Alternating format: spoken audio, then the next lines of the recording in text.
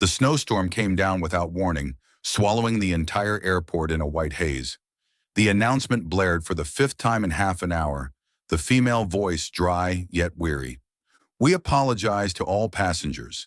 Flight 726 to Chicago has officially been canceled due to severe weather. Please proceed to the service desk for assistance in rebooking at the earliest available time. The waiting hall erupted with noise. Passengers grumbled, children cried out, and adults rushed to make phone calls to complain. In the middle of the chaos, Elena Moore let out a long sigh. She tightened the strap of her handbag, disappointment clear in her eyes. She had spent 3 months preparing her presentation for the legal conference in Chicago, an event that could mark a turning point in her career. And now everything stood on the brink of collapse because of a damn snowstorm. It's fine, Elena, she told herself, walking briskly toward the exit. All I need is to find a hotel and stay overnight. Tomorrow, when the sky clears, I'll catch the earliest flight. The moment she pushed open the door, an icy blast whipped straight across her face. Snow fell thick and heavy, blanketing the parking lot in a white blanket. In the midst of it, a rare yellow taxi had its signal light on. Elena's heart leapt with relief. "Taxi!" she shouted, her high heels clacking against the slick ice. But just a few yards away, another figure approached from the opposite direction. A tall man in a gray overcoat, calm to the point of being unsettling. His face was carved in ice, his nose sharp, his eyes razor-sharp as if nothing could ever shake him. Ethan Blackwood. Though Elena had never met him, she had seen that face countless times in financial magazines. The CEO of Blackwood Capital is one of New York's leading investment firms. People called him the Ice King Cold, composed and notoriously unapproachable. He stopped beside the taxi, opening the door as if it were unquestionably his. "Excuse me, I called it first," Elena shouted, rushing forward, slapping her hand against the still open door. Ethan turned, his dark eyes meeting hers, a flicker of surprise mixed with annoyance. "You're mistaken. I hailed it first." Elena planted her hands on her hips, her pretty face blazing with defiance. "No, I spotted this cab first and I shouted loud enough. Didn't you hear me?" He raised an eyebrow, his voice deep yet frigid. "Sorry, but I don't make a habit of fighting over things. You should try calling another cab." Elena gave a cold laugh. "Oh, lucky me, because I don't make a habit of giving in to entitled men." The air between them crackled like fireworks on New Year's Eve. The taxi driver, who had been waiting for his passenger to settle, glanced back and forth between their tense faces. He smacked his lips, shaking his head. "I don't want trouble. You two sort it out yourselves." With that, he slammed the door, started the engine, and the yellow cab disappeared into the curtain of snow. Elena's jaw dropped. "See that? Because of you, I lost the cab." Ethan calmly adjusted his collar, showing no sign of being bothered. "You could say the opposite. Because of you, I lost the cab." Elena glared. "You really are." "Yes, I really am," Ethan cut her off smoothly, his dark eyes unwavering. Elena was speechless. She had never met anyone who could infuriate her in under 5 minutes. A sharp gust sliced through, forcing her to tighten the scarf around her neck. The streetlights cast a faint golden glow onto the snow, making the scene even lonelier. Ethan glanced around. "The nearest hotel is Silver Pines, about a 15-minute walk. If you'd rather stay out here arguing in the storm, be my guest." He turned and strode away, his footsteps pressing deep into the snow. Elena clenched her teeth, both furious and helpless. But if she kept waiting for another taxi in this blizzard, she might still be frozen solid by morning. "Wait!" she shouted, running after him. "I'm going to Silver Pines, too." Ethan shot her a sidelong look, a trace of mocking amusement in his eyes, but said nothing more. Two strangers, a stubborn young lawyer and a cold CEO, walked side by side through the snow-covered street, neither willing to yield, neither willing to speak. Only the howling wind and their frosty breaths marked the silence, as if foreshadowing a string of troubles yet to come. And neither of them knew that Silver Pines Hotel, where they were heading, had only one room left.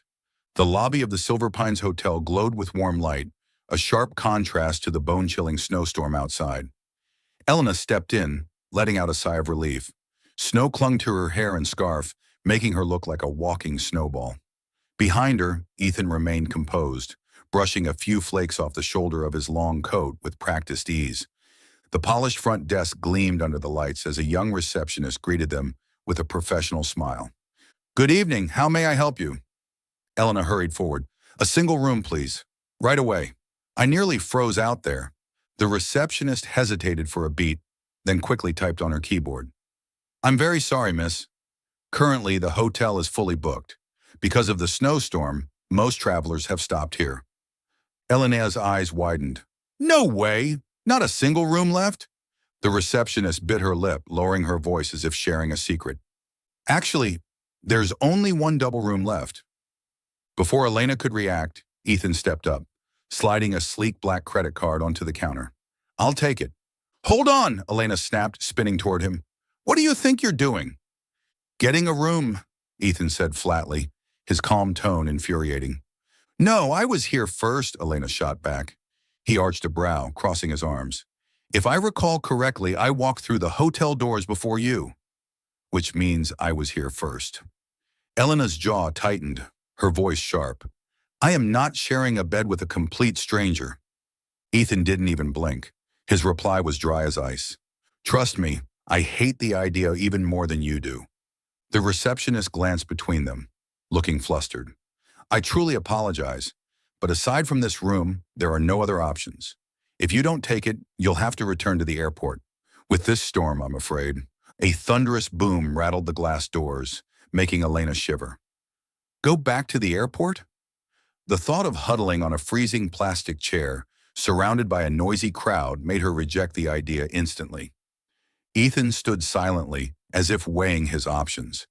He could easily claim the room for himself, but the truth was, he didn't want to look like a man so utterly selfish, at least not in front of a woman trembling from the cold. "Here's the deal," Elena said firmly, taking a deep breath, her eyes shining with resolve. "We can share the room, but we set clear boundaries. Your side, my side. No one crosses the line." "Sounds reasonable." Ethan gave a slight nod, though the corner of his mouth tugged upward. "As long as you don't snore." Elena flushed. "I do not snore." He calmly signed the check-in form, while the receptionist quickly handed them the key, eager to escape the awkward situation. As they walked toward the elevator, Elena muttered under her breath, "What terrible luck. Out of all the people in the world, I had to run into you." Ethan glanced at her, expression cool. "My exact thoughts." Elena turned away, fuming, just as the elevator dinged open. Two near strangers who already clashed like fire and ice were about to step into the same room, and into a night that would change everything. The door opened with a dry click. Elena walked in first, dropping her bag on the bed with a thud, as if claiming territory. But when she looked up, she froze. The room was neat and spotless, but there was only one large bed covered in crisp white sheets, and on it, a single thick gray blanket.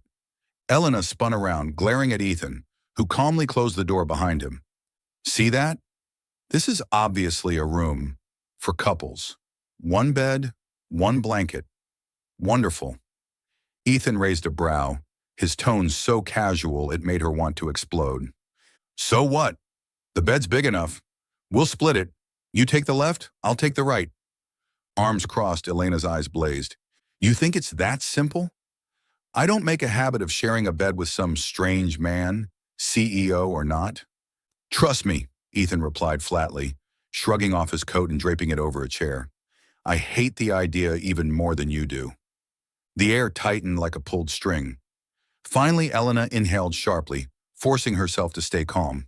"Fine, but at least we need to negotiate about the blanket. One for two people doesn't work." Ethan sat down at the edge of the bed, taking off his watch, his voice as steady as ever. "If you want it, take it. I'm used to the cold." Elena narrowed her eyes suspiciously. "And I'm supposed to believe that gentlemanly act? What if you yank it all over to your side in the middle of the night? You're describing yourself more than me." His glance was cool with a flicker of dry humor. Elena pursed her lips, then declared firmly, "Then we cut it in half. I'll pull one side, you keep the other. That's fair." She spread the blanket and tugged it into two equal halves, marking a line as clear as a border fence. Ethan only shook his head lightly, a faint smile tugging at his lips, but said nothing more. Outside, the storm howled, snow pelting hard against the windows. Elena tossed and turned for a long while before finally drifting off. In her half-sleep, she curled up from the cold. Without realizing it, her hands pulled more of the blanket toward herself. On the other side, Ethan opened his eyes, sighing quietly at the sight. As expected, he sat up, about to pull the blanket back, when suddenly the lights went out. The room was plunged into heavy darkness. The heating cut off too, leaving the air growing colder by the minute. Their breaths quickly turned into visible mist. Elena jolted awake. "What was that?" "Power outage." Ethan's reply was clipped and calm. But as he saw her trembling, lips turning pale, his brow furrowed. He might look cold, but instinct wouldn't let him just stand by. He tugged lightly at the blanket, but Elena clutched it tight like a cat guarding treasure. "Don't you dare! I'm freezing!" she stammered through chattering teeth. Ethan pressed his lips together. He could let it go, but the feel of her shivering beside him twisted something inside his chest. After a brief silence, he shifted closer, then suddenly pulled her toward him. Elena gasped, her whole body going rigid. What do you think you're doing?" "Keeping you warm." His voice was low and husky in the dark. "If you don't want to freeze to death, stop struggling." She froze for a few seconds before realizing the heat from his body was already seeping into her, pushing back the bone-deep chill.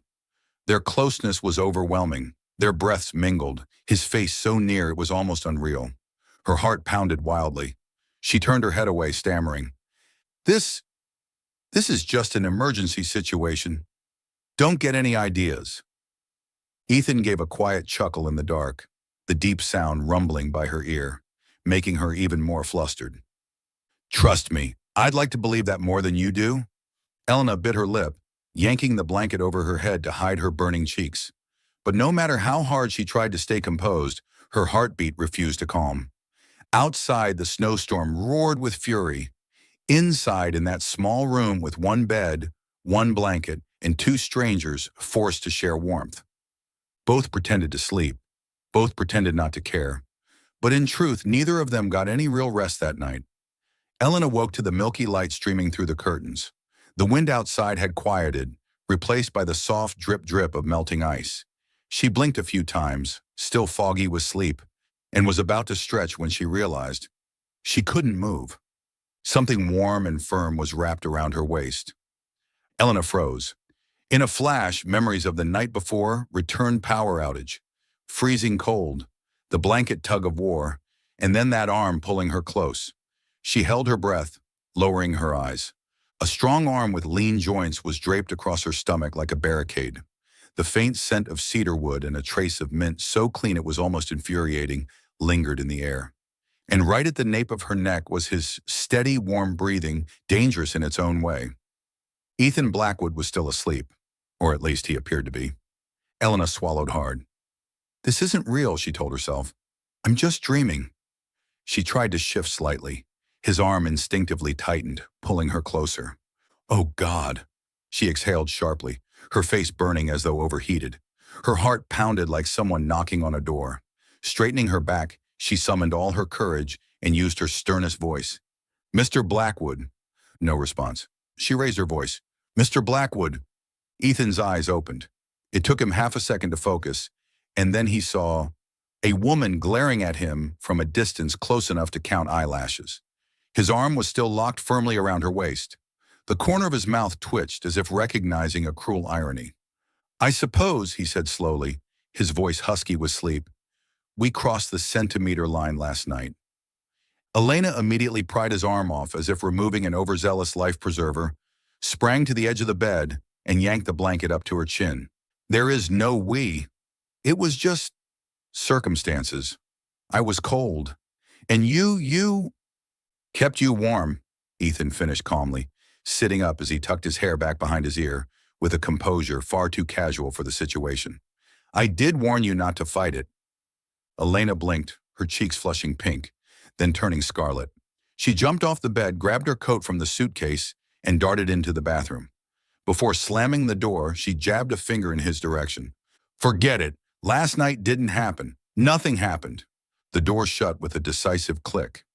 Ethan stared at the curtains glowing with pale light, listening to the steady rush of water.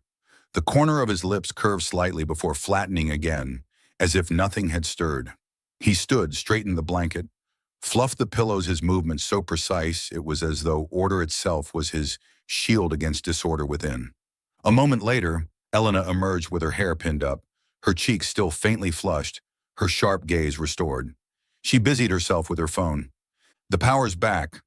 The conference organizers said they'll update with the earliest flight. I need to leave as soon as the runway is clear. Perfect. Ethan buttoned his shirt, his voice cool again. So do I. They packed in silence. Every gesture was overly polite. One stepped aside when the other opened the wardrobe. One grabbed the suitcase while the other pretended to adjust a hanger. Their careful evasions only made the air thicker with awkwardness. A knock at the door saved them. Room service. Breakfast arrived, coffee, toast, and fried eggs. Elena murmured, "Thank you," while Ethan gave a curt nod. They sat across from each other at the small table by the window. The sun was rising over the ice-laden roof, casting a soft golden sheen over both of them. Elena sipped her coffee, trying to steady the heart still unsettled from that accidental embrace. "The coffee's decent," she remarked airily, "though I never believed any hotel could make a proper cappuccino in the middle of a blizzard." Ethan studied his cup, his tone cool. "They say, when a storm hits, the only decent thing is a blanket. Too bad," he paused, a flicker in his eyes. "It never stays on one side." Elena nearly choked. "Are you implying someone hogged the blanket? I distinctly remember." "Your ruler-straight dividing line?" Ethan cut in, calm as if discussing a contract. "Yes, I noted your remarkable precision. Unfortunately, when the temperature drops below freezing, measurements become meaningless." Elena set her cup down harder than intended, then forced a sugary smile. "Right. Just like that, so-called gentlemanly sleep-on-your-side posture becomes meaningless when someone," she coughed lightly, "forgets to remove his arm from a woman's waist." This time, Ethan's spoon halted midair. A faint trace of embarrassment, if any, flickered in his eyes. He tilted his head. "My apologies." His words were short, sincere, and to the point of being irritating. Reflex. Elena hadn't expected him to apologize so easily. She faltered, then quickly regained her armor. It's fine. Just make sure that reflex never happens again." "Trust me," Ethan replied with unshaken composure. "I hope for that even more than you do." They checked out after the sun broke through the gray clouds. The lobby bustled with people dragging suitcases, staff rushing about, and the airport announcements echoing from a radio at the bar. Ice was melting, roads were finally passable. Elena pulled her suitcase toward the door. Ethan walked beside her, maintaining a polite two-step distance. Without needing to agree, they both stopped at the hotel steps, where the storm had subsided into crisp, cold air. "Planning to get a cab?" Ethan asked, his tone like he was addressing an assistant, measured even. "I'll walk to the intersection. Easier to catch one there." Elena glanced at the snow still clinging to the sign. "Don't worry, I won't be fighting you for a taxi this time." Ethan slipped his hands into his coat pockets, his lips twitching, not quite a smile, not quite sarcasm. A relief. "I couldn't take another driver abandoning us from sheer mental exhaustion." Elena laughed before biting it back. "I just want to remind you, you're too arrogant. You believe everything should clear a path for you. Taxis, elevators, even the weather." "The weather?" He tilted his chin toward the sky. "I was negotiating with the snow to stop the moment we walked out. Seems I lost the deal." "Exactly," Elena exhaled, blinking as if closing a case. "That's your problem. You think you can negotiate with nature itself." Ethan paused half a beat, then answered quietly. "And your problem, you're the loudest woman I've ever met. Loud in argument, loud in your eyes, and loud when hogging a blanket." Elena glared. I am very consistent," he finished, his voice steady, though his gaze carried something like sunlight breaking through ice. "That's a compliment, if you need a label." She faltered briefly, then lifted her brows and shot back smoothly. "Thanks. And you're the quietest man I've ever seen. So quiet that if not for Certain physical evidence. I'd have thought I was alone in that room last night. He cleared his throat lightly. We agreed to call those circumstances. Circumstances, she repeated, emphasizing each syllable. And they're over. A taxi pulled up. Elena raised her hand. The driver leaned out. Airport? Yes. She opened the door, then turned to Ethan, her tone all professional courtesy. Good luck. And thank you for, she inhaled, that warming reflex. Ethan inclined his head, his dark eyes as still as unbroken ice. You're welcome. I hope your next flight has no storms. Elena slipped into the back seat. Just before the door shut, she heard his final words, soft as wind. And no single blankets. She froze for a second, then pressed her lips tight, turning to the window. The taxi pulled away. In the rearview mirror, the tall man in the long coat grew smaller, straight, unmoving, like a silent line of punctuation left unfinished. She chuckled quietly to herself, tracing a finger on the fog glass. Ice King, she muttered, thinking the universe revolves around him. But as the cab turned down a salted slope, her heart, for reasons she couldn't explain, skipped half a beat, as though someone had tugged away an invisible centimeter of blanket from her side. 3 days later, Elena stood in front of the towering glass building that dominated the city center. The silver-plated logo of Blackwood Capital gleamed in the morning sun, imposing, intimidating. She drew a deep breath and adjusted the file case in her hands. This was the most important interview of her career to date. The position of in-house legal counsel for this corporation meant access to top-tier networks, handling high-profile cases, and advancing to an entirely new level in her profession. Elena had spent a month polishing every detail of her resume, rehearsing each career success story. She reminded herself that the snowstorm incident was just a minor accident. Forget it. Now focus on the job. Her heels clicked steadily against the marble floor as she approached the reception desk. The woman in a black suit smiled professionally. Good morning, Miss Moore. Human Resources is waiting for you on the 25th floor. Elena nodded, her nerves sparking with both tension and excitement. The elevator lifted her higher and higher, the city shrinking outside the glass walls. The 25th floor conference room was spacious, all gleaming white light and polished wood table. Elena entered, smiling politely at the interview panel. To the left sat the HR director, to the right the head of legal, and in the chair at the center. Elena froze.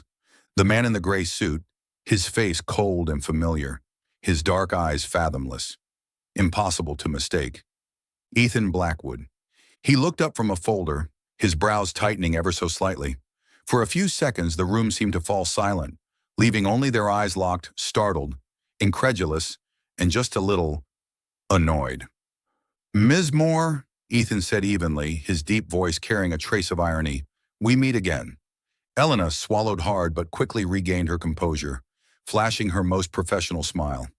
What a surprise, Mr. Blackwood. But then the world is small. The others on the panel exchanged puzzled glances, but asked no questions. They continued the schedule, introducing the position, presenting legal scenarios. Ethan sat back, observing, occasionally interjecting with sharp questions. If the company were accused of antitrust violations, how would you handle it? If the media twisted the truth, how would you advise me, the CEO, to respond? Elena answered with clarity and precision. She cited statutes, provided real-world examples, and even highlighted weaknesses in the strategy Ethan had suggested. Each time, his eyes flickered equal parts irritation and intrigue. After one response, Elena lifted her gaze directly to his. You may not like the way I counter your points, but a lawyer's job isn't to please. It's to protect the company's interests with the truth. The room fell briefly silent. The head of legal raised his brows, clearly impressed. Ethan folded his arms, his gaze like that of a judge sizing up an opponent, cold, sharp, but betraying a spark of grudging admiration. The interview concluded.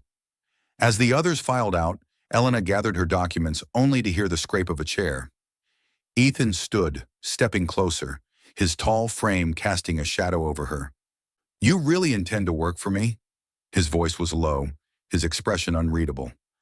Elena lifted her chin, her smile razor sharp. I intend to work for your company, not for you. There's a difference. The corner of Ethan's mouth tugged into a rare half-smile. You always know how to phrase things to put people in a corner. That's my job, Elena replied, rising to meet him eye to eye, every bit as confident.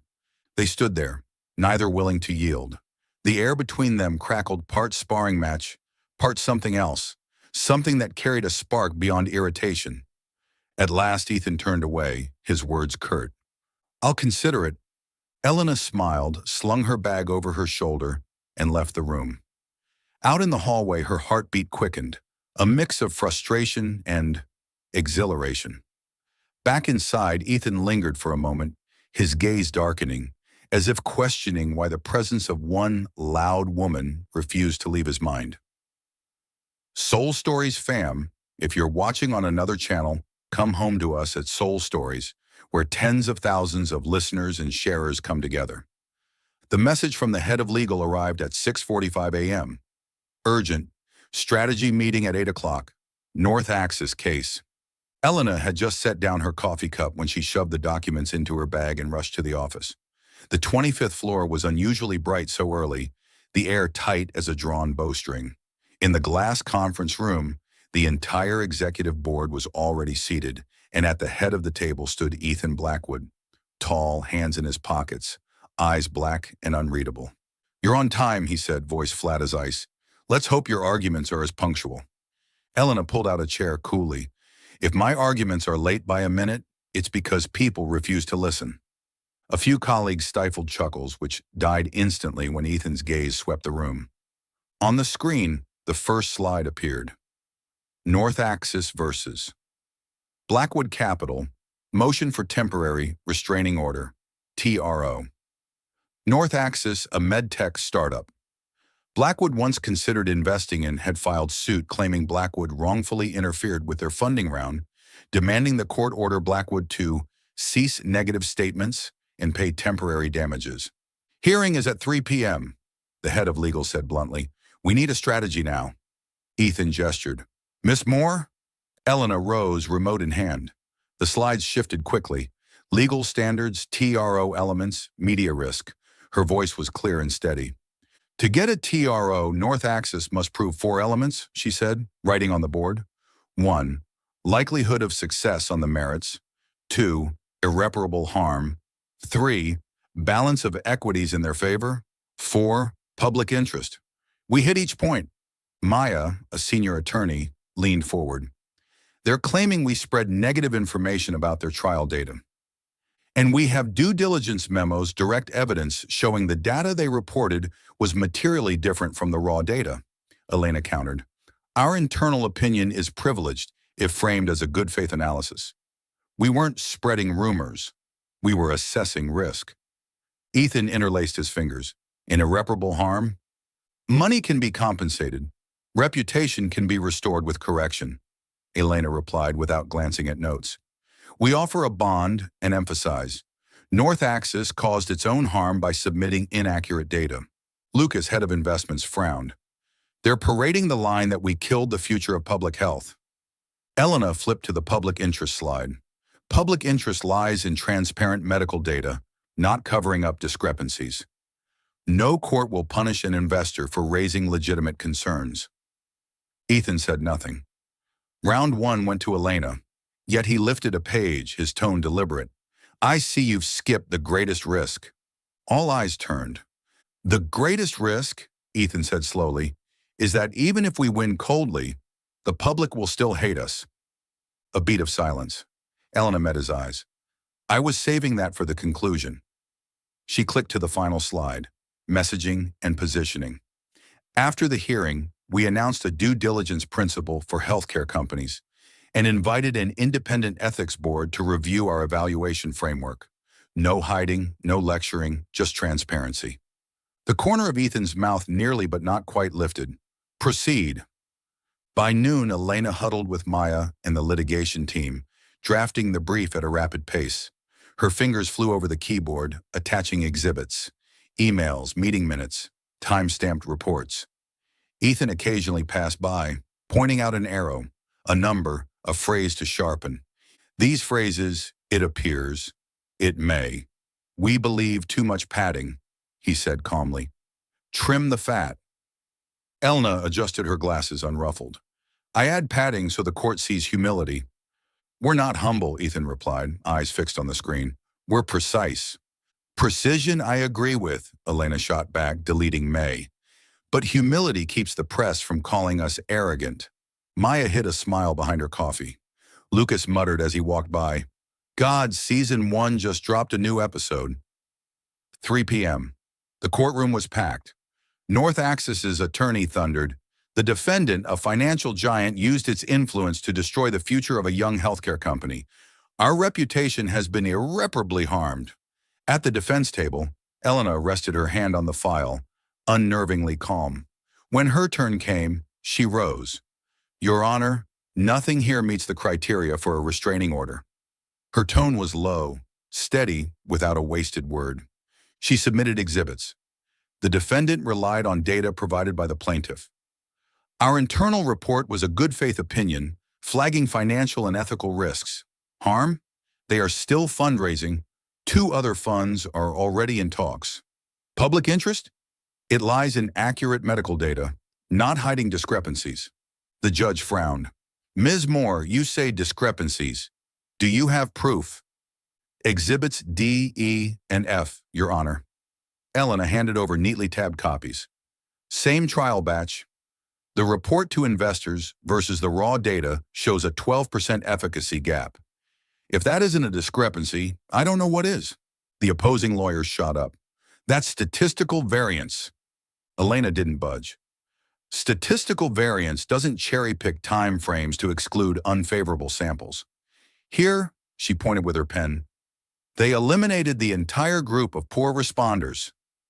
A murmur rippled through the courtroom. Ethan, glancing sideways, saw Elena's spine taut as a bowstring, each word striking sharp and true. He thought briefly of the snowstorm and the gray blanket there. She had shivered. Here she radiated heat. 15 minutes later, the judge ruled, "Motion denied." The case proceeds in the ordinary course. The plaintiffs slumped. Elena sat down, exhaling a deep but quiet breath. Maya squeezed her shoulder. "Brilliant." Ethan didn't applaud, he never would, but his eyes did. A subtle nod, praise only the perceptive would catch. Back at the office, the floor buzzed as though everyone had watched a season finale. Lucas swung open the conference room door, narrating theatrically, "And in this corner, Queen of Boundaries Elena strikes down her foe with a mighty color tab." Elena laughed. "The strike was law, not the tab." Then she turned to Ethan, professional again. "I recommend issuing a statement right away. Short, no finger-pointing, just outlining our evaluation principles and the commitment to independent review." Ethan folded his arms, leaning casually against the table. "Draft in 30 minutes. Don't use the word transparent." "Transparent?" Elena asked. "Responsible," he corrected, his eyes locking with hers for a fraction of a second. "We're not glass windows. We're an organization that takes responsibility." Elena typed quickly. "This time I agree." Then glancing up, she added softly, "Don't get used to it." He tilted his head, voice low enough for only her to hear. "I'm not used to agreeing, but I am used to recognizing reality." "What reality?" Elena narrowed her eyes. "That you're good," Ethan murmured, and loud in a useful way. Maya passed by, fake coughing. "Excuse me, I refuse to be background noise for this fire and ice compliment duel." Elena immediately raised her shield. "We're still competing." "As long as you're here," Ethan replied, voice smooth as steel. "I still have a rival." She smiled, her heel tapping lightly on the marble like the bell for another round. "Then allow me, I'll win at the press release too." The room stifled laughter. Lucas whispered to Maya, "I swear if these two ever date, the courts will need daytime sessions." Maya lifted her chin. "No, they don't know how to lose. For now, we watch the show." Elena sent the draft release. Ethan reviewed, struck out a few words in red, and handed it back.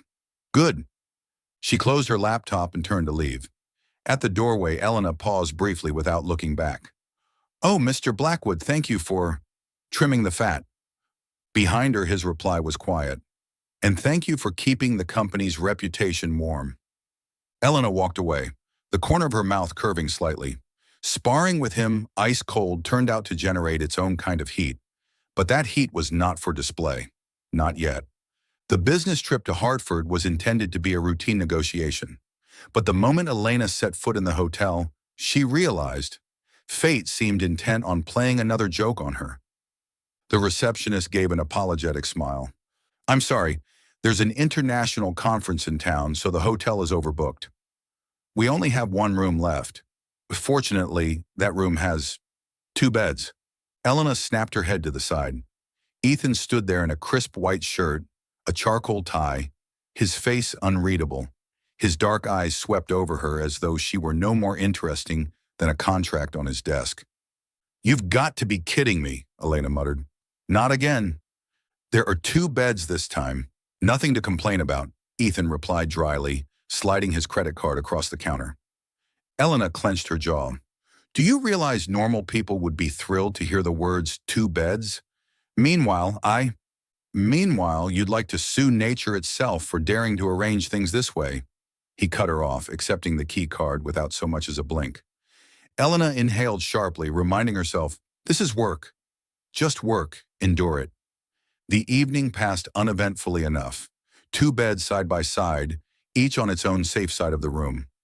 Elena sat cross-legged on her bed, reading through case files, while Ethan typed away at his laptop, occasionally trading brief remarks about strategy. Near midnight, as the wind outside began to howl against the window panes, the lights flickered, then went out completely. Darkness swallowed the room. Elena startled. You've got to be kidding me. Another blackout? A low voice came out of the dark. Seems you're more compatible with the dark than I thought. Don't joke like that. Elena clutched the folder to her chest. I don't like sitting in the dark. There was movement, then a faint glow as Ethan flipped open his laptop, running on battery. He set it between the beds, the bluish light casting his sharp features into shadow. Sit down. We'll wait it out. Reluctantly, Elena obeyed. In the dim glow, the space between them suddenly felt smaller. They sat in silence for a while, the only sound the storm beating against the glass. Finally, Elena broke it. Are you always this cold? Or only when you're around me? Ethan raised a brow. Do you really think you're important enough to affect my temperature? Elena chuckled softly, though her laugh carried fatigue. No, just curious. Because I used to think men like you never fail.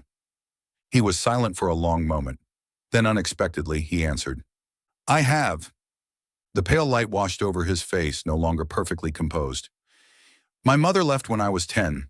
My father cared more about business than anything else. I learned early. Emotions are the most fragile currency. Power and logic, those don't betray. Elena froze. She hadn't expected something so personal. A second later, she nodded, her voice gentler. I understand. What about you? He turned toward her, his dark eyes probing as if they could pierce through her defenses. Elena bit her lip. I was married once, a short and foolish marriage. We lasted 2 years. He couldn't stand me pouring too much time into my career.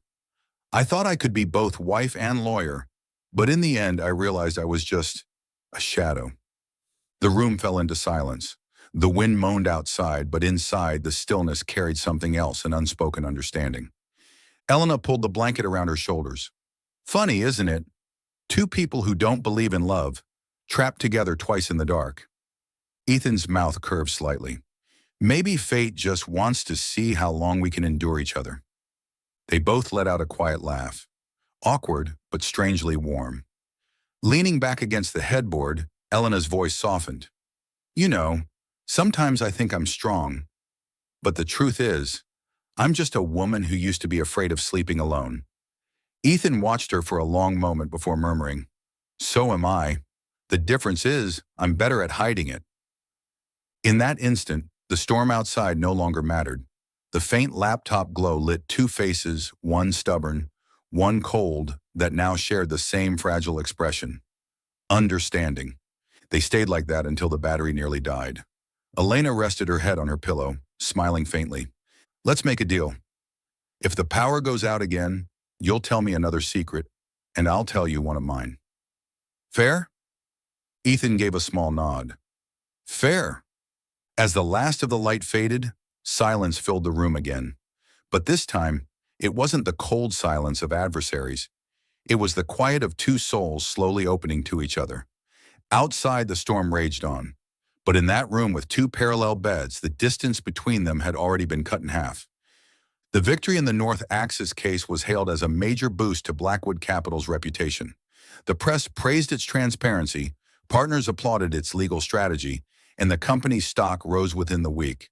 The office buzzed with an energy rarely seen. To celebrate, Ethan authorized a party at a luxury riverside hotel. A live jazz band played, warm golden lights shimmered, and glasses of red wine sparkled beneath crystal chandeliers. Employees beamed with excitement, a few whispering, "The CEO must be truly pleased. He almost never agrees to parties like this." Elena entered the hall in a cobalt blue dress that hugged her curves, her hair pinned up neatly with a few loose strands softening her look. Eyes followed her both for her elegance and because everyone knew she had been pivotal in turning the tide of the case. Ethan was already there, standing near the balcony with a champagne flute in hand. His black tailored suit and silver tie were immaculate. As always, he exuded composed detachment, surveying his staff from a distance. But when Elena walked in, his gaze faltered for just a beat. The evening flowed smoothly, laughter and clinking glasses filling the room. When the band shifted to a sweet, slow jazz number, couples began to drift toward the dance floor. "Go on, Elena," Maya tugged at her arm. "Dance with someone, tonight's ours to celebrate." "I'm not the type to dance in front of a crowd," Elena protested, taking a sip of her wine. But then, a warm hand extended in front of her. A low, familiar voice resonated. "Miss Moore, may I have this dance?" Elena looked up, her heart skipping a beat. Ethan stood before her, his dark eyes unreadable, yet unmistakably inviting. Mr. Blackwood?" she stammered, then quickly regained her sharpness. "I thought you had no interest in these social niceties." "You're right," Ethan tilted his head slightly, the corner of his mouth twitching. "But I'm also not in the habit of letting my attorney refuse a dance in honor of victory." With curious eyes on her from all sides, Elena couldn't refuse. She placed her hand in his. The heat that shot through at the touch sent her pulse racing. They stepped onto the dance floor. Ethan's large hand rested lightly on her back, guiding her with steady, assured movements. He wasn't flashy, but he was precise, offering a strange sense of safety. Elena was momentarily disarmed. He was a better dancer than she had expected. They turned beneath the amber glow, the saxophone's mellow notes wrapping around them. When their eyes met, both hesitated, caught in the moment. The chatter, the clinking glasses all seemed to fade, leaving only the pounding of two hearts. Elena looked away, fixing her gaze on his shoulder. But Ethan bent closer, his voice a low murmur at her ear. "Are you avoiding me?" I'm focusing on the music." "Strange," he said, one brow lifting. "The music doesn't beat that fast." Elena stiffened, her cheeks heating. They kept moving, yet the space between their bodies narrowed, their breaths mingling. For a suspended moment, everything felt as though it might ignite an unspoken tension too strong to deny. When the song ended, they remained too close, lingering a heartbeat longer than necessary. Applause broke out, snapping them back to attention. Elena quickly stepped away, adjusting her dress, her voice steady despite her racing heart. "Thank you. That was an interesting dance." Ethan's gaze stayed on her, his voice cooling.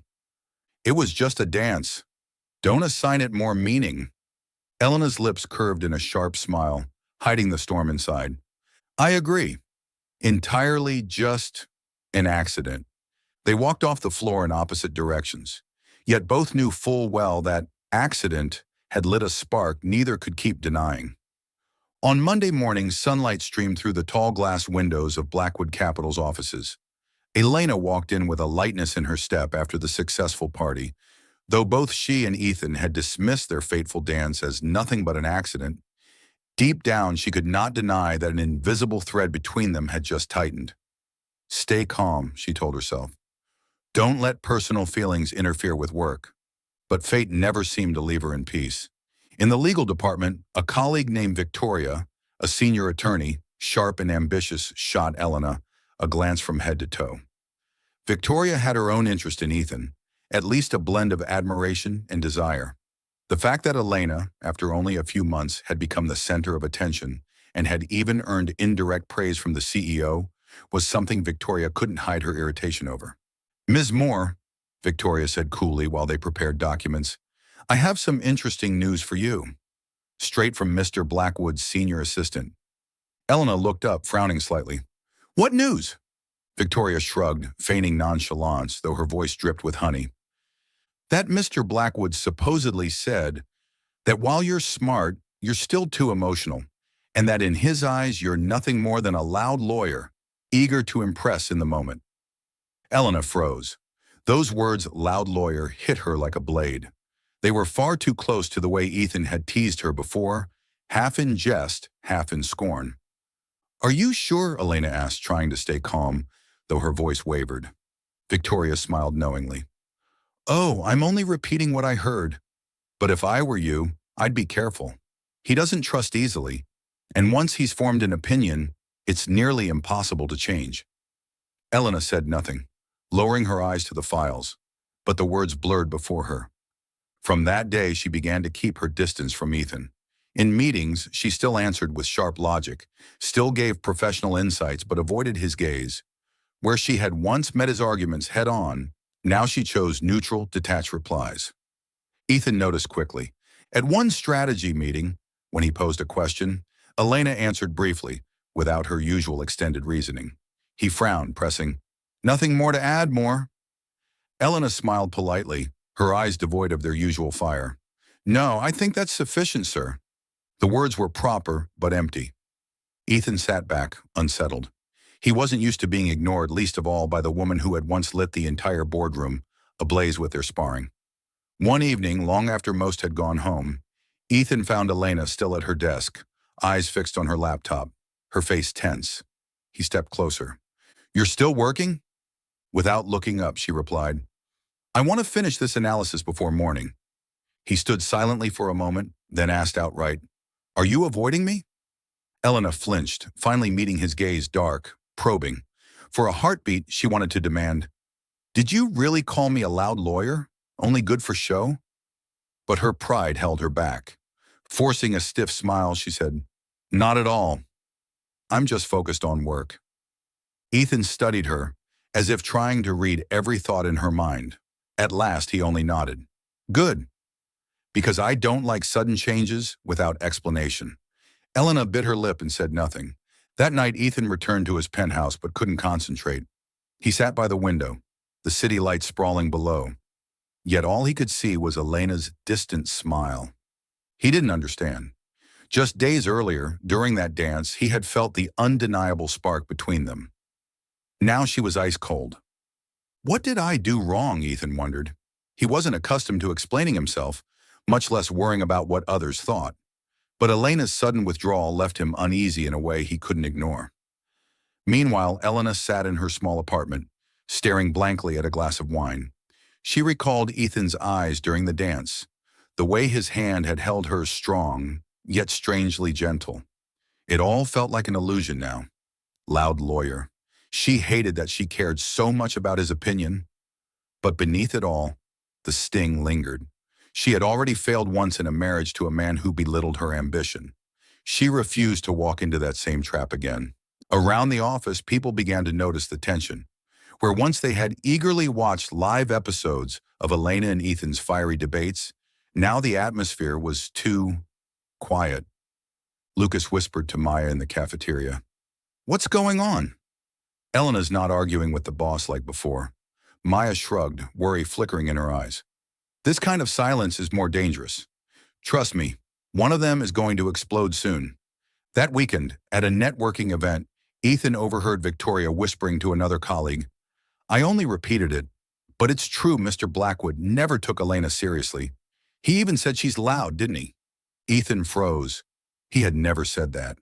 His eyes darkened, rare anger surging. So this is why she's changed? He gripped his glass so tightly it nearly cracked. He resolved to set the record straight. But with his pride, he didn't know how to explain in a way Elena would believe.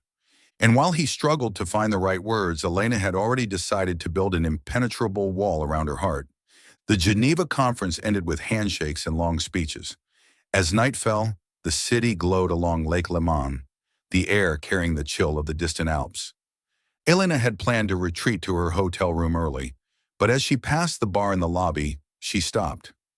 Gentle jazz floated through the warm amber light, and there, sitting alone at the counter, was a familiar tall silhouette. Ethan Blackwood. The amber glow of a whiskey glass flickered in his hand. His posture was straight, his expression calm, yet his eyes seemed lost in some faraway place. Elena hesitated. She could keep walking, maintain the distance she'd resolved to hold. But before she knew it, her steps had carried her to his side. "Well, that's surprising," she said lightly, sliding onto the stool beside him. "Mr. Blackwood, drinking alone?" Ethan turned, his dark eyes flickering with brief surprise before settling into composure. He gestured to the bartender. "A glass for her." "Red wine, isn't it?" Elena blinked. "You remembered." "Hard to forget," he replied, gaze never leaving hers. For a few moments they sat in silence, accompanied only by the sound of pouring wine and the soft hum of a contrabass. Then Ethan set down his glass, turning fully toward her. That night, his voice was low and rough, contrasting with the music. "I haven't forgotten." Elena's heart jolted. "Which night?" "Silver Pines." His eyes darkened, but held steady. "The blizzard, the single blanket, and the moment I woke to find you in my arms. It's haunted me ever since." Her fingers trembled around the stem of her glass. She had thought she was the only one plagued by that memory.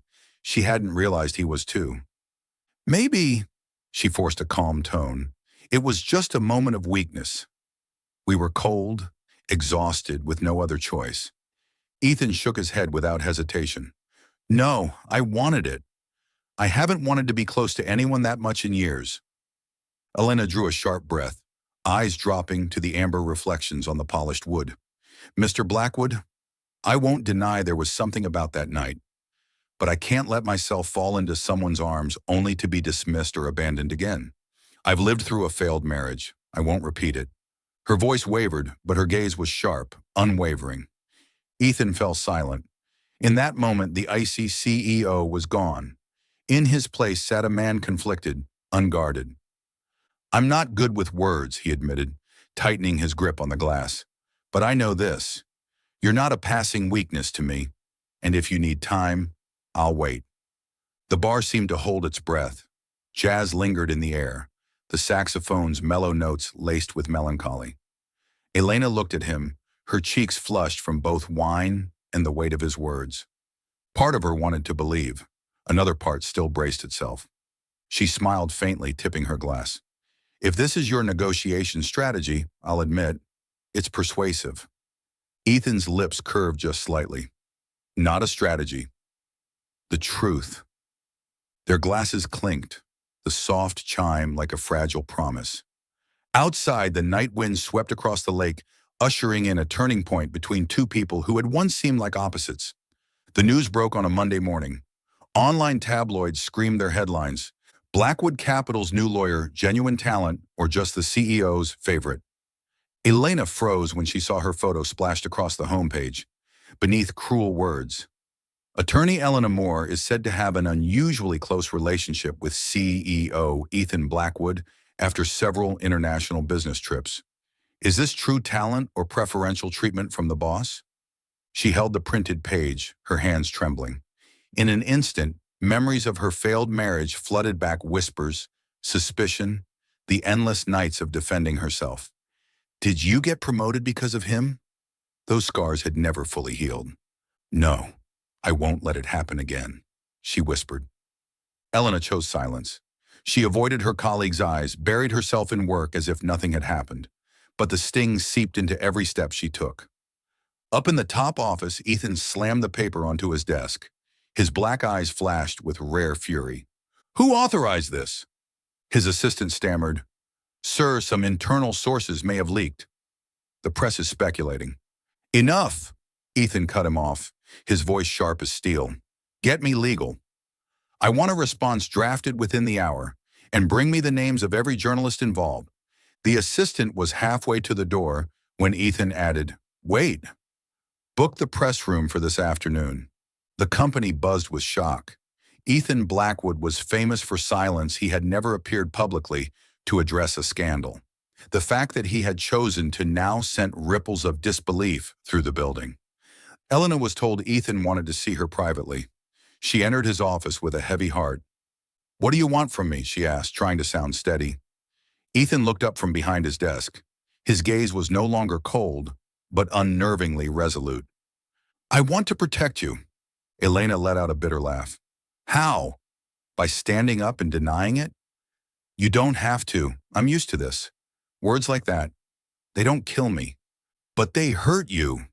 Ethan rose to his feet, stepping closer. "And I won't allow anyone to slander someone who's bled sweat and intellect to bring this company its victories." She faltered.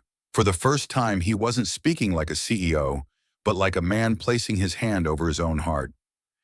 That afternoon, the press room overflowed with reporters. Flashbulbs lit the stage. Elena sat in the front row, her chest tight. Ethan stepped up to the podium, tall and commanding. No notes, no script. His voice carried, low and unwavering.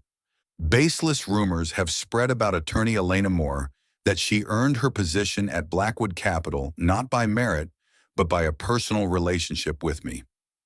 The room buzzed, microphones flashing. Ethan raised a hand and silence fell.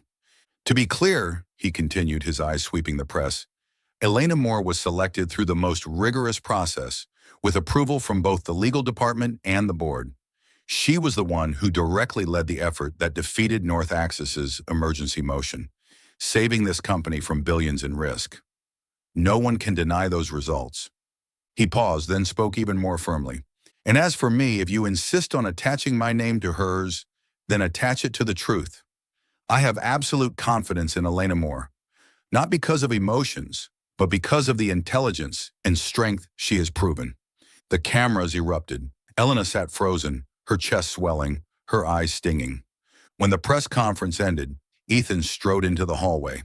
Elena followed, caught between fury and something else entirely. "Why did you do that?" she demanded. "Don't you realize now people will assume I needed you to defend me?" Ethan stopped, turned, his voice dropping. "Let me make this clear. I don't care what they think. I want you to know that you're not alone. I will not stand by and watch anyone tear you down again." Elena was struck speechless.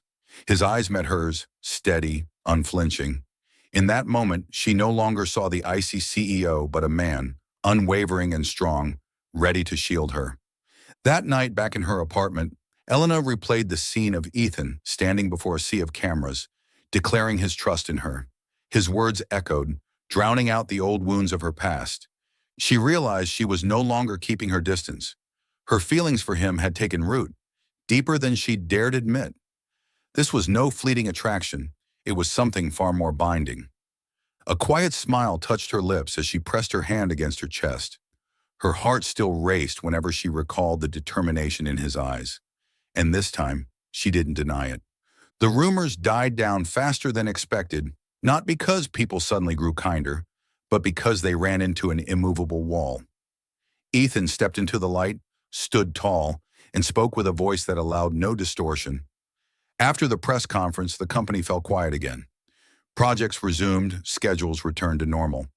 But for Elena, something had shifted irreversibly every time she saw Ethan's tall, steady figure walking the glass hallways. Her heart skipped half a beat, as if the past months had only been a prologue, and the real story was just now reaching its climax. On Friday afternoon, the city glowed honey gold under New York's sun. Elena was reviewing the final draft of a contract when she received a text from his assistant.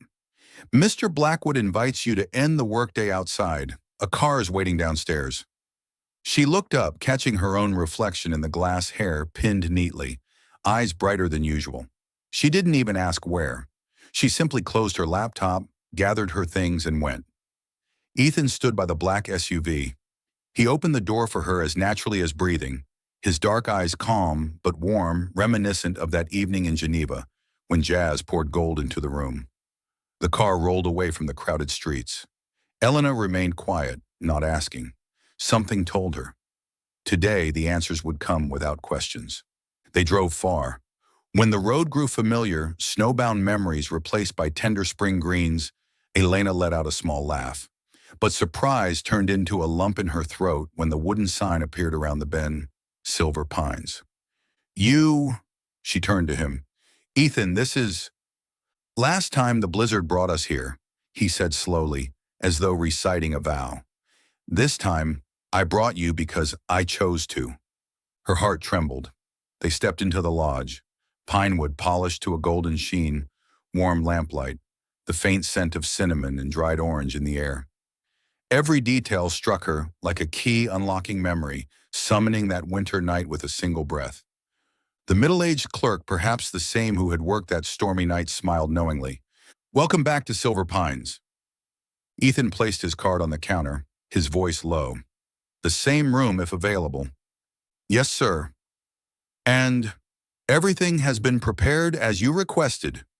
The clerk glanced at Elena, a subtle smile hinting at unspoken understanding.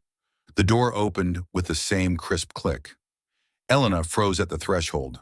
Everything was the same white bed, gray blanket, window overlooking the pines. Yet a few new touches stood out. A vase of white orchids on the table, a silver tray by the window with 2 glasses and a bottle of wine. You arranged this? She asked softly. I just put the chair where it always belonged, Ethan replied, drawing the curtains. Sunlight poured in, soft as silk. The quiet was almost too beautiful. Elena ran her fingers along the bedspread, smiling faintly. That night, I drew the line down the middle with an imaginary ruler. I remember, the corner of his mouth lifted, and you pulled the entire blanket to your side. Elena blushed. I won't deny it.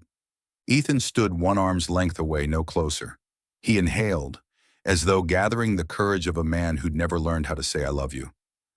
Elena, he said, her first name alone, no last name attached. I brought you here because I need to say what I could never say in any boardroom. That night, 1 room, 1 blanket, 1 storm, I thought it was circumstance. But the moment I woke with you in my arms, I knew I'd lost. I couldn't forget. I don't want to forget. And I can't let go. The wind brushed the glass, pines outside whispering like a distant choir. Elena's eyes stung, but she held steady. Ethan, I've been afraid. Afraid I'd be just a moment, an exception in your schedule. Afraid of repeating the past, doubted, mislabeled, diminished. I know. His single words seemed to carry every unspoken fear she had. That's why I stood in front of the cameras. And that's why I'm here now, not as anyone's CEO, but as a man who's walked a long way back to this small room. He stepped half a pace closer, then stopped. If you tell me not to, I'll stop. I'll keep the distance. I'll force myself to forget. I've forced myself to forget many things before I can. But his eyes lifted, steady as bedrock. I don't want to. Elena studied him. She thought of his unflinching gaze at the press conference, of his quiet, I'll wait in Geneva, of the storm when his arm had covered her fear like the first touch of spring. Some things, she whispered, 1 night is enough to change a lifetime. I've been waiting for you to say that, Ethan murmured, his lips trembling, the rare slip of a man who never allowed mistakes. Elena smiled through misty lashes. But I need 1 promise. Anything. Never call me loud unless you mean it as a compliment. His laugh was rare and rich, softening the room. I've always meant it as one, loud in the best possible way. Then, Elena drew in a breath. Here's my confession. That night, 1 room, 1 blanket, I pulled the blanket not just because I was cold. I pulled because I was afraid. Afraid that without a line, I'd fall too fast. But no line stands when someone keeps quietly removing each brick. They looked at each other. The 1 arm's length dissolved. Ethan lifted his hand, stopped halfway, waiting. Elena nodded. His hand found hers, no rush, no greed, but the disciplined touch of a man who valued consent. Warmth filled the last empty space. Shall we go to the balcony? Elena whispered. I want to see the pines again. They stood together under the wooden eaves, evening wind carrying the scent of fresh resin. Sunset poured gold across the horizon. Ethan uncorked the wine and poured her glass first. Their glasses touched, the soft chime like a private signal meant for only them. "You know," he said slowly, "I planned 100 proposals on a plane, under the sea, atop a skyscraper, in front of a crowd. Then I realized I don't want witnesses. I want a place as a witness. A place that already knows, already saw, already kept our secret." Elena blinked. "Did you just say proposal?" Ethan set his glass on the railing, turning fully to her. No grand gesture, no kneeling yet. He reached into his coat pocket, producing a velvet box in moss green. "I thought I needed more time. But the moment I told the cameras I trust her, I knew I'd already spoken half a vow. The other half, I want to speak here." He opened it. Platinum band, a single clear stone, modest, precise like the man himself. "Elena Moore," he said, voice low enough that even the wind leaned in to listen. "Will you marry me?" Her hand flew to her mouth, tears falling before she could nod. Flashes of memory collided. A stubborn woman in a snowstorm, a cold man with a stolen blanket, a jazz dance, a press room vow. Shards of colored glass forming a window, and the light now streaming through, shaping the only pattern she wanted to see for the rest of her life. "Yes," she whispered, then laughed through tears. "Yes, before I change my mind and draft a 100-page contract about blanket sharing." Ethan shivered not from wind, but from relief. He slipped the ring onto her finger, his hand trembling, yet sure. "We can add a clause. I get the middle if you take more than 2/3. Elena blinked. "And the penalty clause?" "A kiss," he said, half playful, half earnest, his eyes glowing with a rare tenderness. "Deal." She wrapped her arms around his neck and drew him down. The kiss wasn't born of desperation for warmth, but of certainty, two people fully aware of what they were giving and what they were keeping. Below, the forest sighed, as if it had been waiting for this scene all along. When they returned inside, the lights flicked on. On the bed, where the gray blanket had once been a battle line, now lay a small embroidered cloth. The neat letters read, "Only one room, one blanket, one night." Elena picked it up, laughing. "Exhibit A." "Keep it as evidence," Ethan said, his eyes gleaming. "When our children ask why their parents married, I'll present Exhibit A." Elena smirked. "And I'll present Exhibit B, the draft contract on blanket allocation by room temperature." "Invalid for lack of signature," he countered softly, holding her gaze, "but enforceable by goodwill." She leaned her forehead against his. "Goodwill accepted." Night fell softly across the pines. They sat on the edge of the bed, fingers intertwined, speaking of small things. What to eat tomorrow, who to tell first, when to return to Geneva, not for a conference, but to sit again in that lobby bar and order the same drinks that had unlocked a confession. At last, Ethan rose, solemn without needing a reason. "I need to say one more thing, one final truth about that night." Elena tilted her head. "That night," he said, every word placed like a stone in a path, "I thought it was circumstance. But now I know for certain. You are the one thing I can't let go." Elena didn't answer with words. She pulled the gray blanket up, dividing it evenly then, without a ruler, slid 1 extra inch toward him. "For fairness," she smiled, "and for the future." Outside the window, the night settled like velvet over the pines. In the room once too small with cold and caution, only warmth remained. One room, one blanket, one night, and the rest of their lives not by storm, but by choice. Thank you for being part of Soul Stories. If you're listening on another channel, come back to the official home so you can continue our love journeys together with the Soul Stories family.